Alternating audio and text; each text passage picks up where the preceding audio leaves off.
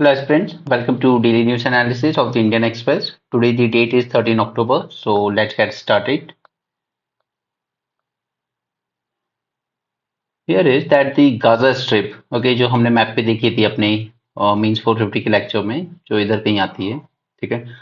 एक साइड पर इजिप्ट से सराउंडेड है और बाकी तीन साइड पे इसराइल से, ठीक है।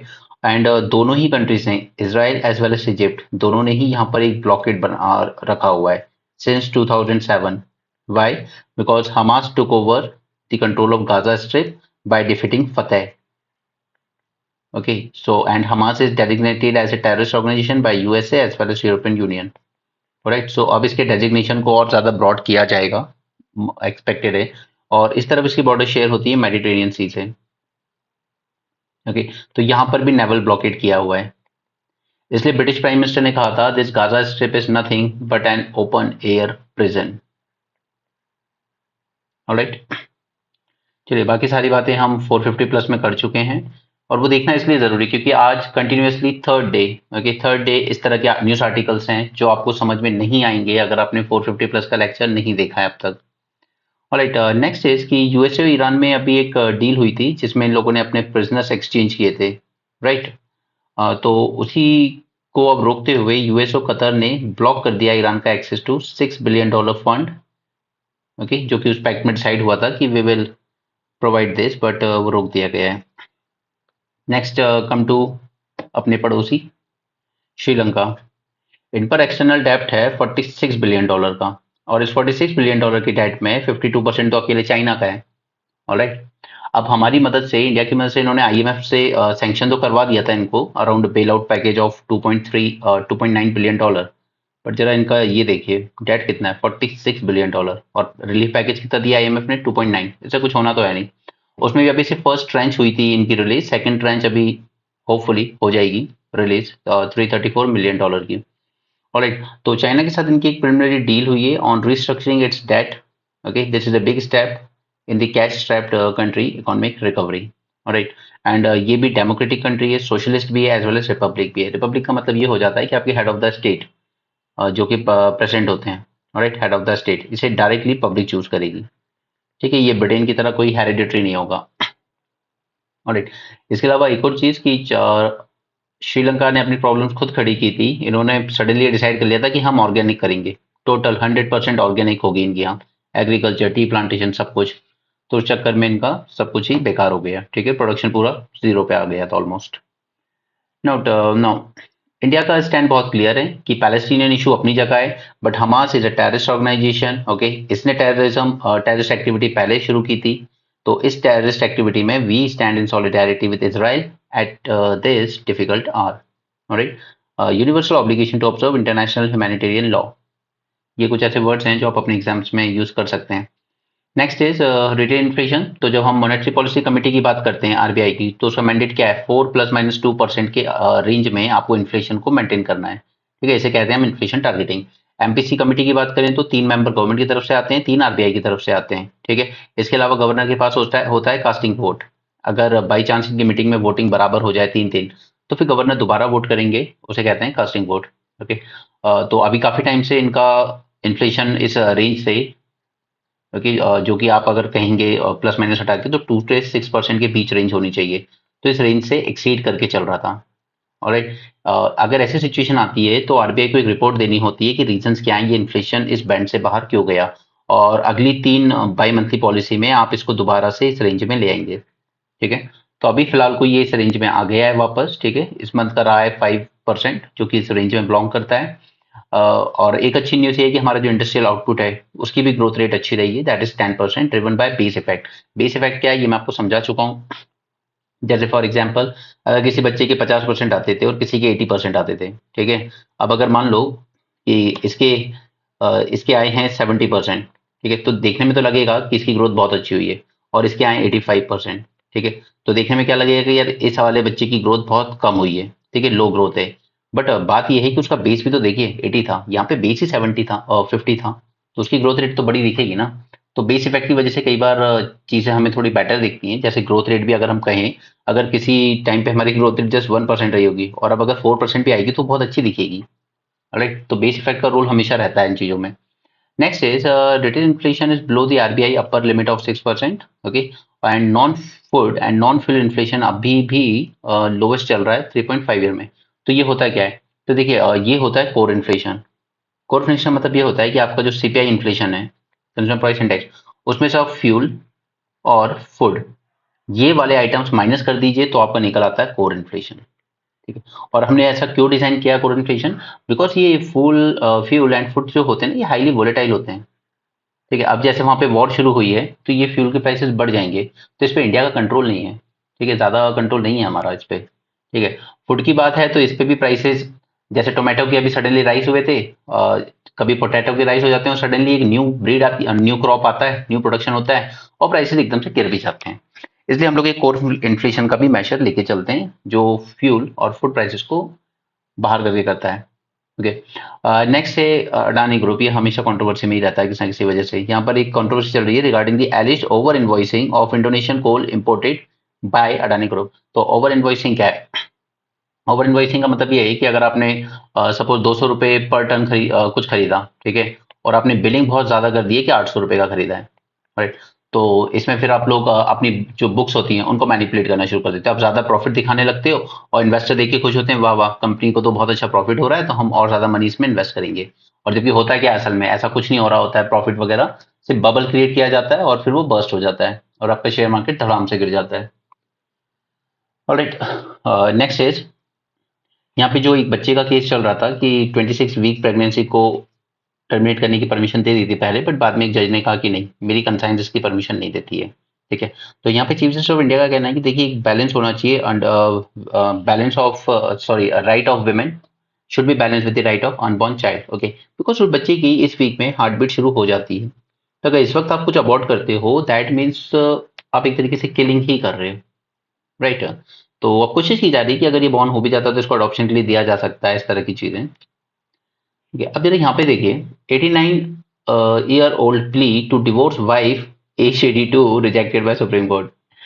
अब बात ये है कि ऐसा नहीं कि ये डिवोर्स हो रहा है या इस तरह की बात है ये गलत है, नहीं, बात वो नहीं है। द इम्पोर्टेंट थिंग इज कि ये डिवोर्स प्ली ना ये बहुत साल पुरानी है। ठीक है, ये अराउंड 29 ईयर पहले फाइल की थी बंदे ने, और जजमेंट आ रहा है कोर्ट का आज 27 ईयर। ओके, तो बात वही आ जाती है कि हमारी जुडिशियरी में प्रोसेस इतना लंबा है कि वो प्रोसेस ही अपने आप में पनिशमेंट बन जाता है। We are not concern with this man problem कि इसका क्या इशू था। उसका इशू था कि उसका ट्रांसफर मैड्रास हुए थे, वाइफ ने उसका कंपनी करने से मना कर दिया था, तो वो कह रहा है कि मुझे इस ग्राउंड पर डिवोर्स चाहिए, दैट डेसर्शन। ठीक है, जब वाइफ साथ ही नहीं रह रही है, साथ ही नहीं देना चाहती लाइफ में, तो फिर मैं क्यों उस मैरिज को कैरी ऑन करूं? राइट, तो बात यहाँ पर जुडिशियल डिलेज की है। ठीक है, वही बातें आ जाती है, तारीख पे तारीख मिलती रहती है, बीवी से छुटकारा नहीं मिला बस उसे। चलिए आगे बढ़ते हैं।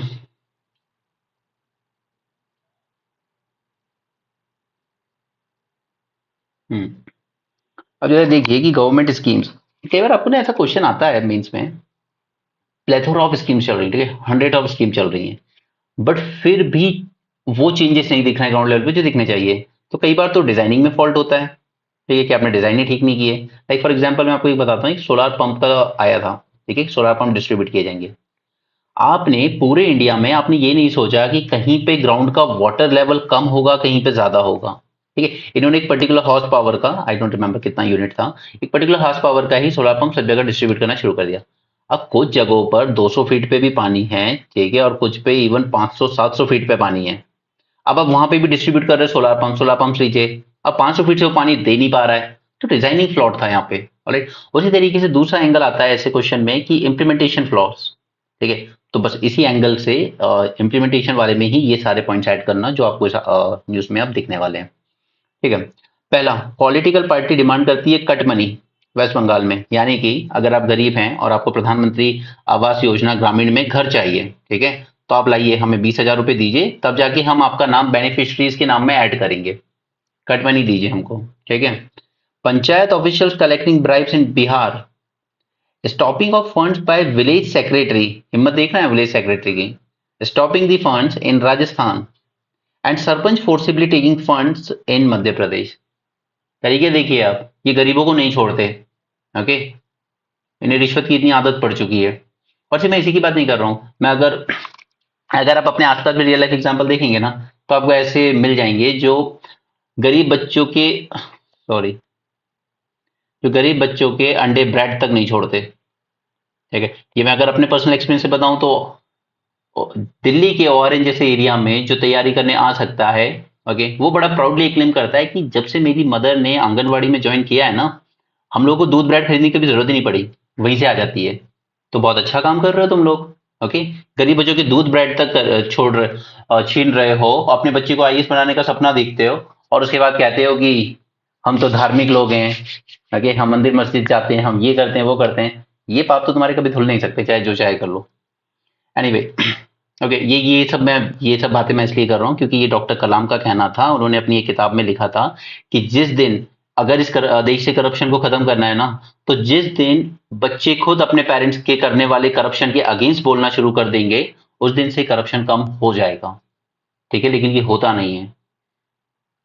ओके, अगर मैं अपने फ्रेंड का एग्जांपल दूं तो वो तो उसमें मैनिपुलेट करता था, और वो प्राउड भी करता था इस बात पे कि मैं पूरा मैनिपुलेट कर देता हूँ अकाउंट को, कि कहाँ कितना इधर गया उधर गया।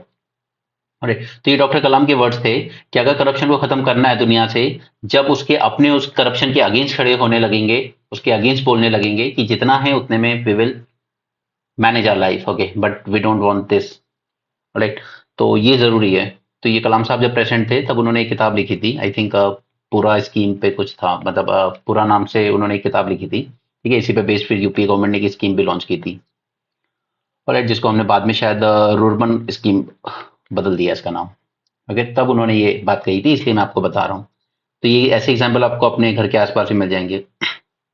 चलिए, एनीवे, लास्ट डिस्कशन मैंने आपको बताया था national level monitoring.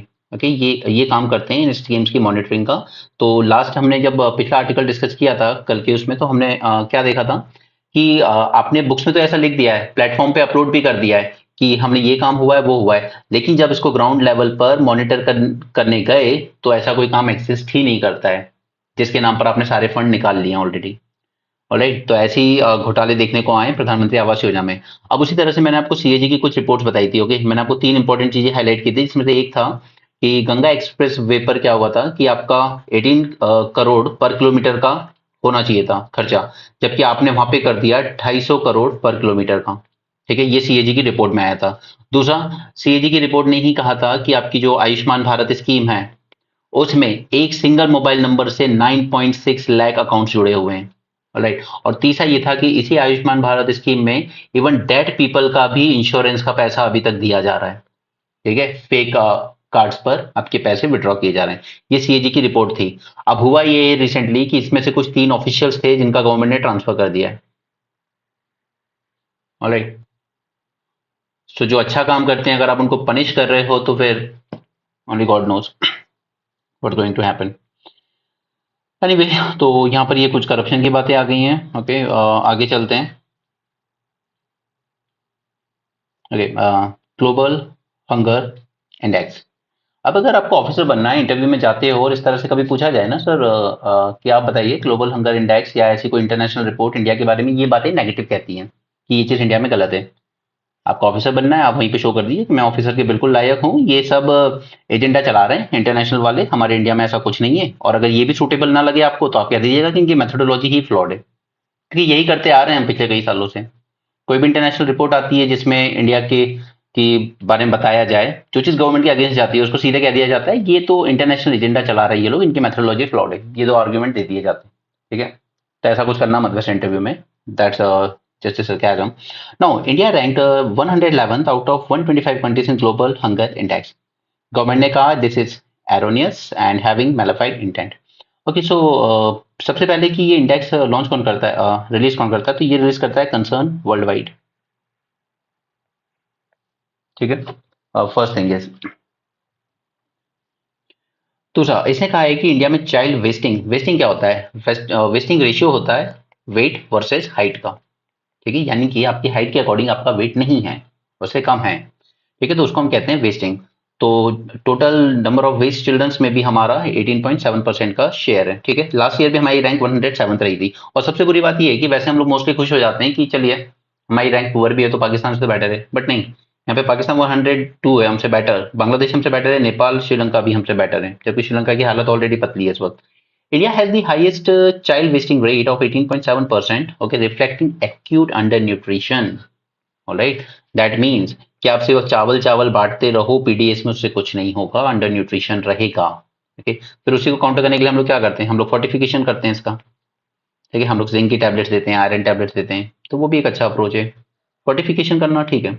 Now wasting is measured based on childrens weight relative to their height.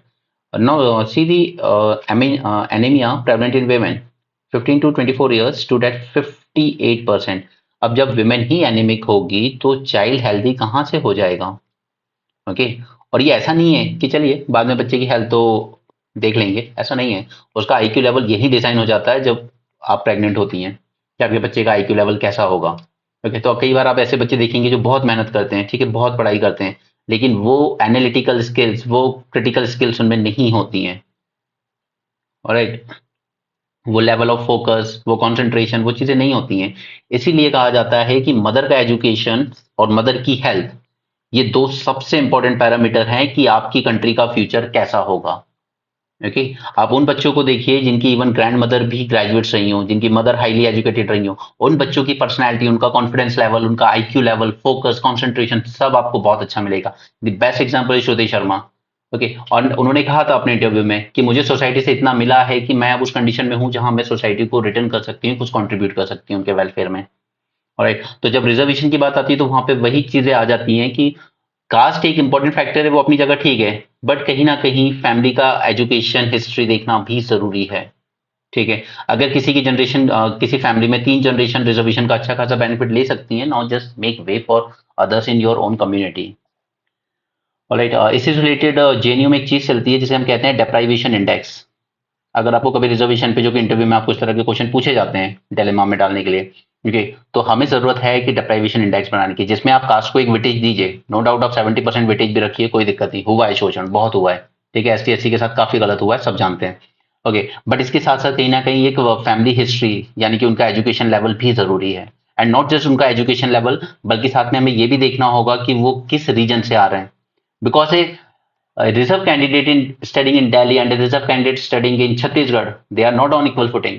They can't compete on equal footing because क्योंकि जो लेवल ऑफ स्कूल एजुकेशन उसे मिला होगा वो बहुत डिफर करेगा। एंड आपका स्कूल एजुकेशन, आपका बेस ये डिसाइड कर देता है कि आगे चल के आप कंपटीशन में किस तरह से परफॉर्म करोगे।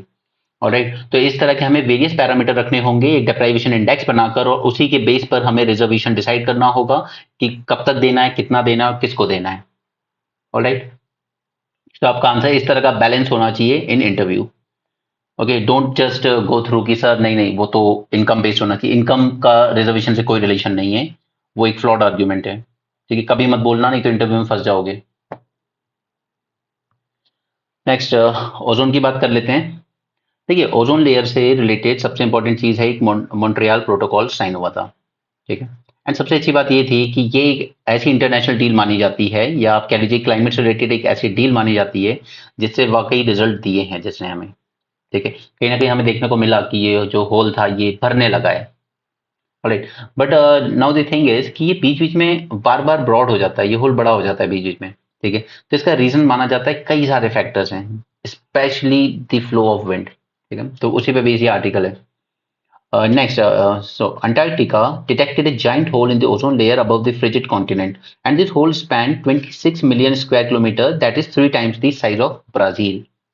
Alright? अब ये सब 6 क्लास से बच्चों वाली चीजें नहीं बताऊंगा मैं आपको। 5 मेजर लेयर होती हैं, ओजोन लेयर स्ट्रेटोस्फियर का पार्ट होता है। Okay, it is critical for planetary life as it absorbs ultraviolet rays. Okay, अब इसमें जरा थोड़ा सा ना खुद से पढ़ लीजिएगा कि अल्ट्रावायलेट ए, बी एंड सी, इन तीनों में क्या फर्क है। ठीक है, नहीं तो मैं कभी आगे बता दूंगा। नेक्स्ट इज, ये ओजोन होल क्यों हुआ? Due to depletion of concentration of ozone, early 1980s में डिटेक्ट हुआ था। ठीक है, साउथ होल पर ज्यादा प्रोनाउंस्ड है, और इसका रिस्पॉन्सिबल किसको माना गया? Industrial chemical, that is chlorofluorocarbon, CFC। ठीक है, इसके अलावा भी बहुत सारे होते हैं। ठीक है, इसके अलावा भी काफी सारे एजेंट्स हैं। बस जब भी आपको कोई प्रीलिम्स में एमसीक्यू वगैरह चूज करना हो ना आंसर, हमेशा देख लेना अगर फ्लोरो वर्ड कहीं किसी केमिकल में यूज हो रहा है और दूसरा क्लोरो वर्ड कहीं पे यूज हो रहा है, ठीक है, तो वो डेफिनेटली ओजोन को हार्म करेगा।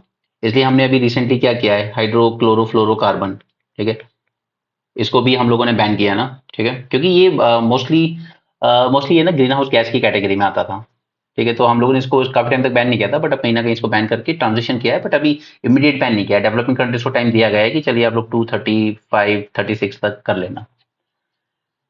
ओके, रीजन देखते हैं। The size of the hole over Antarctic is linked to unique meteorological conditions like temperature, pressure, wind, speed, and direction. The hole opened up due to Earth's rotation. All right, due to Earth's rotation, the winds create a mini climate, creating a shield over Antarctica, preventing it from mixing. And when the winds die down, the hole closes. Now, this added to the size of the hole, particularly violent volcanic eruption of the coast of Tonga in 2022, which sent a lot of water vapor and other chemicals to the stratosphere. This ear hole is not a cause of concern. क्यों? Scientists have found that global warming induced wildfires, ठीक है, हवाई में हुई थी, Spain में हुई थी, ठीक है, they are more frequent and intense around the world. This might be depleting ozone layer once again. So इनका कहना है कि 2021 का ये जो ओजोन होल अंटार्कटिका पे बड़ा हुआ है ना, उसका रीजन है वाइल्ड फायर्स। क्लियर? चलिए अब आ जाते हैं हमास और इसराइल पर। तो अभी मैं वही कहूंगा, अगर आपने मेंस का 450 प्लस लेक्चर नहीं देखा है तो ये चीजें समझ में नहीं आएंगी आपको इतने अच्छे से, ठीक है, ये जरूरी है, वो एक बार देख लो, चीजें जान लो, उसके बाद आपको सारे आर्टिकल समझ में आएंगे। Now Hamas was able to breach, पहली बात तो कि इसराइल ना बहुत जाना जाता था अपने इंटेलिजेंस इनपुट के, इसकी जो मोसाद एजेंसी है ना वो बहुत सही थी, इनकी बॉर्डर पर जो सिक्योरिटी भी है, ठीक है, वो काफी आप कह सकते हो कि काफी हद तक ऑटोमेटेड है, काफी हाईली टेक्निकल है, बट उसके बाद भी हमास ने इसको ब्रीच कर दिया। Hamas was able to breach some of the world's most advanced border fencing mechanism and intelligence and surveillance capabilities. अब ये हमास है क्या? तो मैंने आपको बताया था ये 1987 में बना था as a political arm of Muslim brotherhood movement, okay, after first intifada, that is Palestine uprising, ठीक है, फर्स्ट इंतिफादा, सेकंड इंतिफादा, ये दोनों मैंने आपको इस लेक्चर में डिस्कस किए, तो मैं यहाँ पर दोबारा रिपीट नहीं करूंगा। The group has the major influence inside Palestinian territories, particularly in Gaza strip, और इसका अपना एक आर्म्ड विंग है, that is al Din al Qassam brigade, okay, they have carried out several rocket attacks, और ये rocket attack तो अब कर रहे हैं क्योंकि इनको मिल रहे हैं ये चीजें, ये सब चीजें प्रोवाइड कर रही है इनको दूसरी कंट्री, ठीक है, इससे पहले सुसाइड बॉम्बिंग्स वगैरह भी यूज करते थे। और सबसे पता है डिस्टर्बिंग वीडियो ये था कि कल को एक वीडियो था जहाँ छोटी छोटी बच्चियां, ओके, 8 8 10 10 साल की बच्चियां गाजा स्ट्रिप में, वो इतनी परेशान हो चुकी थी, they were saying that we are ready to be a suicide bomber now, देखिए वो इतना डिस्टर्ब है। Following Israel's withdrawal from the Gaza strip in 2005, जो कि वो क्लेम करता है कि हमने विड्रॉ कर लिया है, बट इवन यूएन भी नहीं मानता कि तुमने कर लिया है। Particularly after Hamas to control of the strip by defeating Fatah, Fatah is now ruling the West Bank, सब लेक्चर में डिस्कस कर चुका हूं मैं। It is a political rival in 2006। It developed the expertise in digging sophisticated military tunnels and conducts for the cross-border infiltration. तो वहां पर ये हमास जो टेररिस्ट ग्रुप है ये वही हरकतें करता है जो हमारे यहाँ पाकिस्तान करता है, ठीक है, तो कई बार हमारे यहाँ कहा जाता है कि इंडिया को भी ऐसी डील करना चाहिए क्रॉस बॉर्डर टेररिज्म से जैसे इसराइल कर रहा है, बट डिफरेंस है यार, इसराइल बहुत ही वीक एनिमी से लड़ रहा है, ठीक है, हमास या पैलेस्टीन उतना बड़ा एनिमी नहीं है, उसके comparatively Pakistan is a bigger enemy. Now, the Hamas का main goal है destruction of Israel. Hamas strongly condemned the Israel-Egypt peace treaty signed in 79 and the following the Camp David Accord. ये सब उस वीडियो में मैं आपको डिस्कस कर चुका हूँ। सो ये अगर आपने वो नहीं देखा सीरियसली समझना मुश्किल हो जाएगा। ओके, ये पीस ट्रीटी हुई थी जिसमें इसराइल ने आपको सिनाई पेनिनसुला लौटा दिया था इजिप्ट को, ठीक है, और इजिप्ट ने रिटर्न में रिकग्नाइज किया था इसराइल को कि yes we give you recognition. Right, now normalisation की कोशिश की जा रही, तो अब्राहिम अकॉर्ड साइन हुआ था 2020 में किसके बीच? Israel versus UAE plus Bahrain, और बाद में इसको ज्वाइन किया था मोरक्को और सूडान ने भी। ओके, नाउ हमास वैसे तो इसराइल से डील करना पसंद नहीं करता और ना इसराइल हमास से डील करना पसंद करता है क्योंकि वो टेररिस्ट ऑर्गेनाइजेशन है। फिर भी हमास ने एक डॉक्यूमेंट दिया था 2017 में और कहा था कि आप एक्सेप्ट कर लीजिए पैलेस्टीनियन स्टेट को बेस्ड ऑन 1967 बॉर्डर, 1667 में जो वॉर हुई थी, ओके, 6 डेज वॉर, उस टाइम पर जो बॉर्डर्स थी उस पे बेस ही चाहता है कि आप पैलेस्टीनियन स्टेट को recognize कीजिए, ओके, but this does not lead to a political breakthrough with Israel and Hamas still refuses to recognize Israel. Now 1997 में यूएस ने डेजिग्नेट किया हमास को as a foreign terrorist organization, बाद में EU ने भी किया था। Alright, now Hamas assault on Israel targeting civilians, okay, वहां पर म्यूजिक फेस्टिवल चल रहा था, कॉलेज की लड़के लड़कियां दे वर एंजॉयिंग द पार्टी, और सडनली हमास ने अटैक किया एंड मोर देन 200 बच्चों को वहां पे मार दिया। ऑलराइट, तो इसलिए इसराइल का रिएक्शन इतना ज्यादा strong आया इस बार, okay, including children and senior citizen. Now, wider designation of Hamas as a terrorist organization will gain further traction with the international community, और definitely ये होगा। यूएन ने डेजिग्नेट नहीं किया था अब तक, यूएस ने किया है, ईयू ने किया है। Now, Palestinian have a similar accusation. They consider Israel military operation, जिसमें obviously civilians का लॉस होता ही है। वो कहता है कि इसराइल जो करता है ना हमारे सिविलियंस के अगेंस्ट, वो भी एक्ट ऑफ टेररिज्म ही है, वो वॉर क्राइम है। Okay, its policy of encouraging and abetting Jewish settlement in the West Bank is also a violation of international law. ये मैंने आपको उस टाइम भी बताया था कि वेस्ट बैंक पे अपनी सेटलमेंट्स बढ़ाया जा रहा है इसराइल, जबकि उसको विड्रॉ करने को कहा गया था। गोलन हाइट्स तो उसने आज तक रिटर्न भी नहीं किया सीरिया को। तो अब इसमें क्या हो सकता है, रीजन क्या हो सकते हैं? ठीक है, फर्स्ट कि आजकल क्या है कि इसराइल पैलेस्टीन पीस टॉक पर ना ज्यादा कुछ हो नहीं रहा है, कोशिश भी नहीं कर रहे हैं कोई। मैंने आपको बताया था कि इवन अब तो ये जो अरब कंट्रीज भी हैं, they are more concern about their own, okay, उन्हें अपने खुद के फायदे नुकसान की है, क्योंकि वहां पर इसराइल सऊदी राइवलरी जो चल रही है ना, सऊदी और ईरान की राइवलरी, तो अब सऊदी चाहता है कि इसराइल की मदद से मैं अपने आप अपनी इकोनॉमी को और टेक्निकली साउंड कर लूं, मॉडर्नाइज कर लूं, और यूएसए मुझे एक सिक्योरिटी गारंटी प्रोवाइड करे, क्योंकि उसको कहीं ना कहीं लगता है कि ईरान के पास न्यूक्लियर वेपन है। ठीक है, तो उनकी राइवलरी की वजह से। और अब याद कीजिए कि चाइना ने इन दोनों के बीच में एक पीस डील भी करवाई थी अभी। ठीक है, तो यूएसए भी चाहता है कि नहीं नहीं नहीं, ये चाइना की एंट्री नहीं होनी चाहिए इस रीजन में। राइट, तो यूएसए भी चाहता है कि सऊदी और अगर इसराइल में एक दोस्ती हो जाए, Saudi is the heavy weight of that region, right, इसलिए अगर इसमें थोड़ी सी डील इनकी अच्छी हो जाएगी तो बेटर होगा। तो इसलिए अब सऊदी भी पैलेस्टीनियन कॉज की ज्यादा परवाह नहीं करता है, वो पहले अपना खुद का देखना चाहता है। ठीक है, तो कहीं ना कहीं ये अटैक इसलिए था कि सऊदी और इसराइल में जो पीस डील हो रही है उसके उसको डिस्टर्ब करने के लिए। ठीक है, तो barring the failed Trump peace plan, okay, उसके अलावा कोई सीरियस एफर्ट लगाए नहीं गए डिस्प्यूट को सॉल्व करने के लिए। As moderate Arab countries increasingly move to normalize ties with Israel, the historic Arab-Israeli conflict is now more like Israeli-Palestinian issue. अब तक ही माना जाता था Israel Arab issue, now it is just Israel Palestine issue, क्योंकि अब अरब countries में ज्यादा interest ले नहीं रही है। नाउ इसराइल की गवर्नमेंट बनी थी 2022 में, ओके, आप कह सकते हो से मोस्ट हार्डलाइन गवर्नमेंट, जो कि बहुत प्रमोट करती कि नहीं नहीं अपन चलेंगे वेस्ट बैंक में और अपनी टेरिटरीज और बढ़ाओ। ठीक है, और थोड़ा नहीं पूरा जेरूशलम को कैप्चर करो, ईस्टर्न वाला भी नहीं देना इनको। ठीक है, और अपनी कैपिटल भी तेल अवीव से जेरूशलम पे शिफ्ट करो। बहुत ही हार्ड लाइन राइटिस्ट गवर्नमेंट बनी थी। Okay, allowing the expansion of Jewish settlement on the Palestinian land and annexing the part of the West Bank. Right, यहाँ पर ये लड़ाई शुरू कैसे हुई थी? यहाँ पर इनके एक मिनिस्टर थे जो विजिट कर गए थे अल अक्सा मॉस्को, ठीक है, जो कि एक कॉम्प्लेक्स में है जेरूशलम में, जो कि दोनों ही मानते हैं कि हमारे लिए हमारे लिए। राइट, और जो सेकंड इंतिफादा हुई थी ना, वो भी इसलिए हुई थी क्योंकि उस टाइम भी जो एक ऑपोजिशन लीडर हुआ करते थे शेरॉन, ये भी इस मॉस्क में चले गए थे। तो इस बार जो इन लोगों ने अटैक किया ना, उसको इन्होंने नाम भी यही दिया है, Hamas condemned the current military assault as al Aqsa flood. Okay, कह रहे हैं कि this is a retribution for desecration of the holy side. It was also surprise attack, जैसे योम किप्पूर में हुआ था, क्योंकि इसराइल एक्सपेक्ट कर रहा था कि रमादान में थोड़ी अटैक करेंगे, बट इजिप्ट और सीरिया ने किया था। ठीक है, योम किप्पूर वॉर, ये भी मैं डिस्कस कर चुका हूँ आपके साथ, 1973 में हुई थी। राइट, उसके अलावा एक और मैसेज ये कन्वे करना चाहता था हमास की, जेरूशलम अनडिवाइडेबल है। ठीक है, कोई ईस्ट वेस्ट नहीं। तो अब दोनों ही ये मानते हैं कि पूरा जेरूशलम हमारा होना चाहिए। Next is third. There is a growing perception in the Palestinian society that Israel diplomatic recognition and political acceptance are on rise in the wider Middle Eastern region. Okay, Abraham accord की बात कर रहे हैं, UAE accept करने को तैयार है, Saudi के साथ उनका अलग ही नॉर्मलाइजेशन एग्रीमेंट साइन हुआ था। राइट, तो इसके बाद नेक्स्ट इज काफी वेल ऑर्केस्ट्रेटेड स्ट्राइक की है इन्होंने। ठीक है, क्योंकि माना जाता था इसराइल की eyes, okay, they are never far away, इतना बढ़िया इंटेलिजेंस और साइबर कैपेबिलिटीज हैं इनके पास। Now, Israel ignored or underestimated red flags of warning, or Hamas has become more experienced evading Israeli technical surveillance. Even they have developed the ability to operate in air, that is paragliding. इनके जो terrorist हैं वो paraglide करके भी land करते हैं आजकल Israel में। Now, there is massive protest in the Israel against the government's attempt to overhauling the judiciary. ये भी मैंने आपको बताया था कि ये जो प्रोटेस्ट चल रहे थे ना इसराइल में, एक साल में 3 बार तो इनके इलेक्शन हो चुके हैं। बेंजामिन नेतन्याहू अपने हाथ में कंट्रोल लेना चाहते हैं जुडिशियल अपॉइंटमेंट्स का, तो इसके अगेंस्ट पूरे देश में प्रोटेस्ट चल रहे थे। तो जब जब आपके अंदर आपके कंट्री के अंदर डिस्टर्बेंसेस होंगे, ठीक है, तब तब आपका ध्यान सिक्योरिटी से भटकेगा और एक्सटर्नल एलिमेंट्स उसका फायदा उठाएंगे।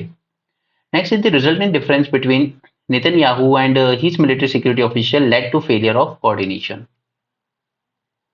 Next is the episode will compel Israel to relook and re-strategize its policies pertaining to counterterrorism, counterintelligence, surveillance and collecting both signal intelligence.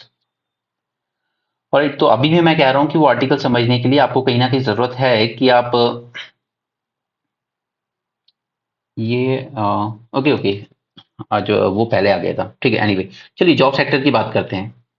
तो अभी यहाँ पर ये आर्टिकल कह रहा है कि अनएम्प्लॉयमेंट जो है ना वो डिक्रीज हुआ है, ठीक है, हुआ है। क्यों? क्योंकि रूरल एरियाज में एम्प्लॉयमेंट ज्यादा हुआ है, विमेन का पार्टिसिपेशन बढ़ा है। तो देखिए विमेन का पार्टिसिपेशन रूरल एरियाज में जब जब और ज्यादा बढ़ेगा जब वह फार्म में डिस्ट्रेस होगा, ठीक है। क्योंकि फिर ये एक्स्ट्रा इनकम के लिए इनको मनरेगा की तरफ जाना पड़ता है, विमेन्स को भी, जो कि घर में थी उनको जरूरत नहीं थी, बट जब जब फार्म में डिस्ट्रेस आएगा तो मनरेगा की तरफ जाएगा, ठीक है। तो ये कोई अच्छी बात नहीं है कि देखिए देखिए रूरल में वुमेन पार्टिसिपेशन बढ़ा है। रीजन देखिए उसके, ठीक है। मनरेगा में जॉब करना कोई ज्यादा अच्छा एम्प्लॉयमेंट नहीं माना जाता। सिर्फ जॉब या काम होना जरूरी नहीं है, किस क्वालिटी का काम है वो भी जरूरी है आपके लिए। Alright, now there is a link between the economic growth and employment generation. और हमारा जो इकोनॉमिक ग्रोथ है उसको माना जाता है कि हमारी economic growth is a jobless growth. क्यों हुआ? क्योंकि हमने क्या किया कि हमने एग्रीकल्चर सेक्टर से डायरेक्ट हम जंप कर गए सर्विस सेक्टर पे, और सर्विस सेक्टर एक लिमिट में ही जॉब दे सकता है। सबसे ज्यादा जॉब चाइना ने डेवलप की मैन्युफैक्चरिंग सेक्टर में, और इसको हम लोग थोड़ा सा मिस कर गए due to our policies of that licence raj, quota raj and all that, ठीक है। काफी रेस्ट्रिक्शंस थी हमारे उस पर, प्राइवेटाइजेशन को हमने ज्यादा जल्दी एक्सेप्ट नहीं किया था। Next is the pandemic. Pandemic was the major trigger. क्यों?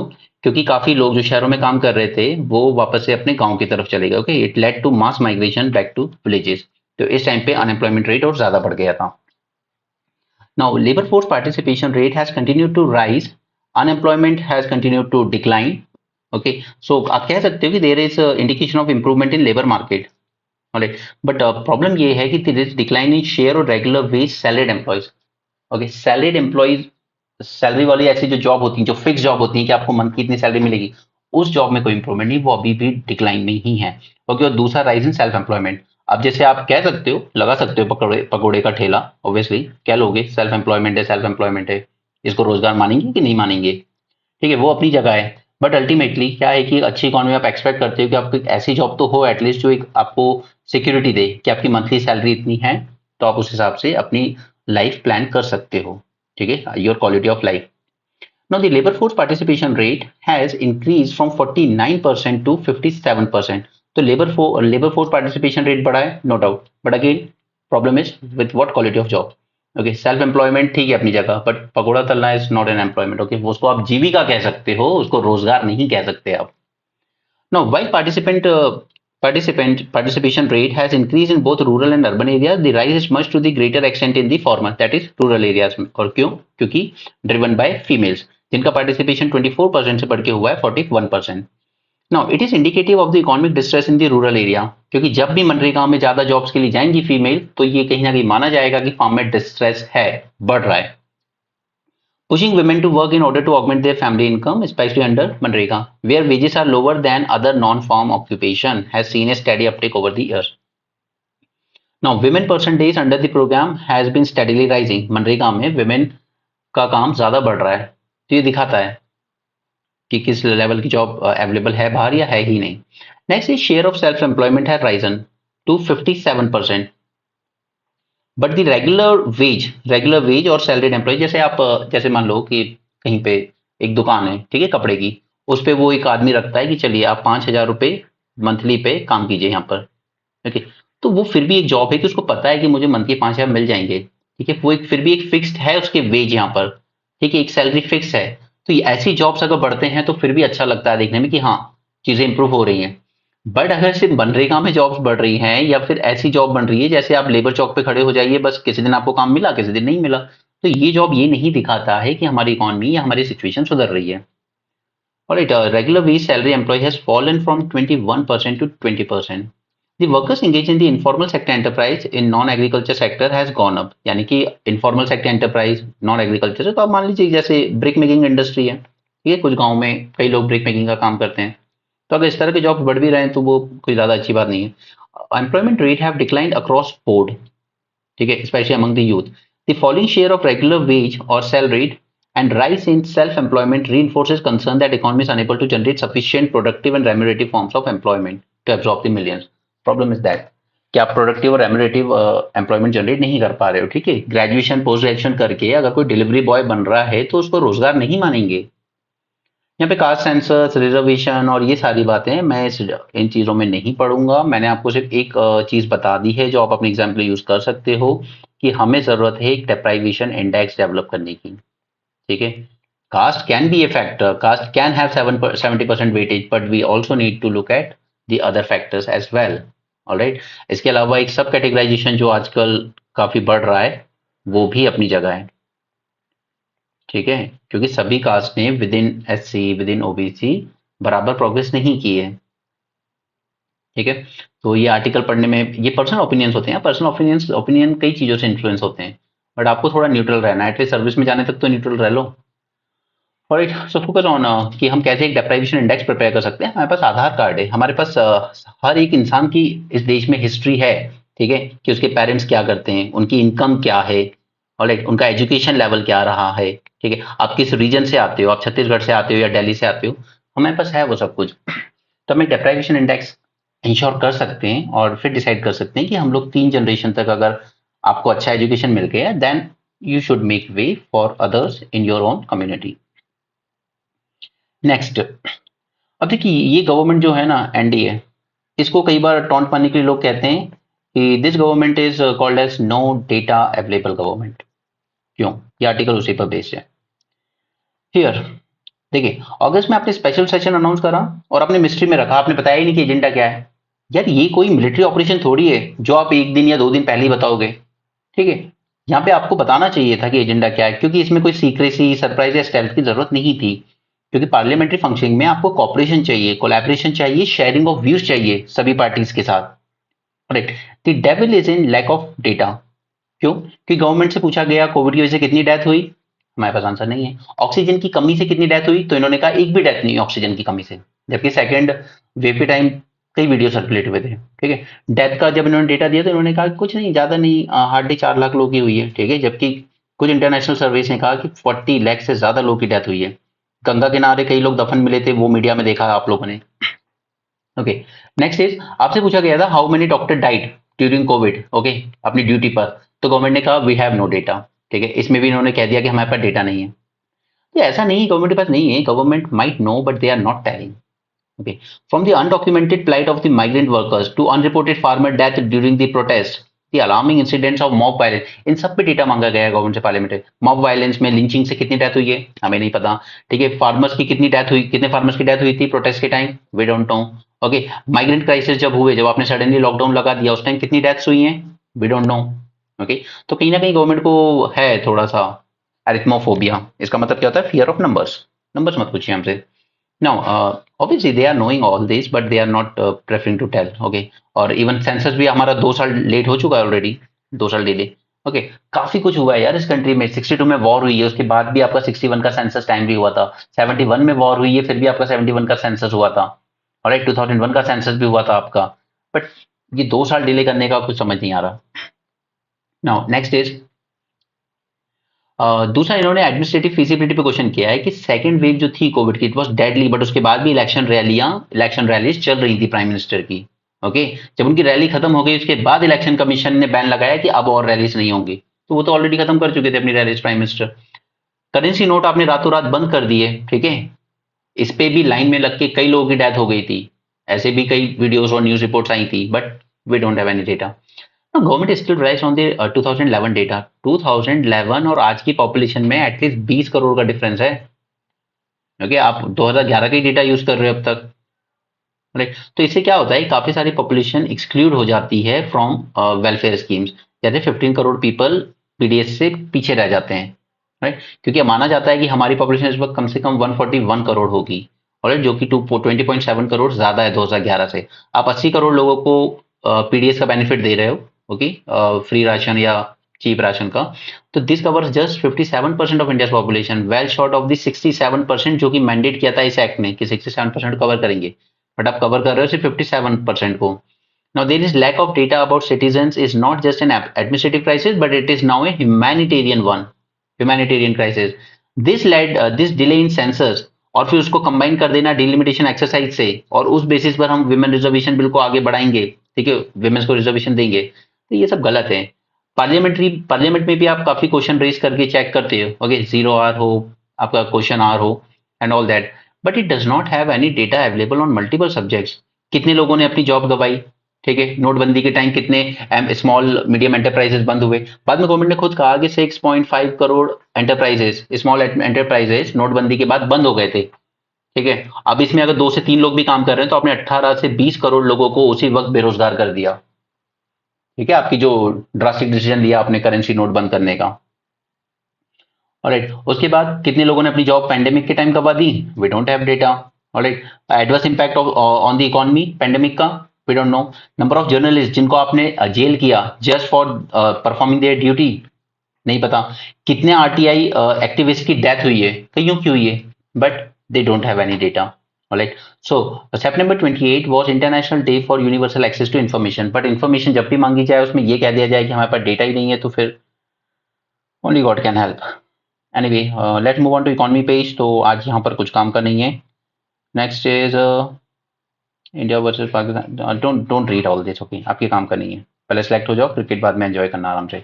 Okay, so that's it for this session. I hope you like the lecture and आप ज्वाइन करना चाहें तो आप टेलीग्राम पे ज्वाइन कर सकते हैं at easy as pie UPSC चैनल, ओके, ताकि आप वहां पर डेली न्यूज़पेपर पे बेस्ड जो एमसीक्यूज बनाए जाते हैं आप उनको प्रैक्टिस कर सकें। So thanks for joining this session, have a great day and keep learning.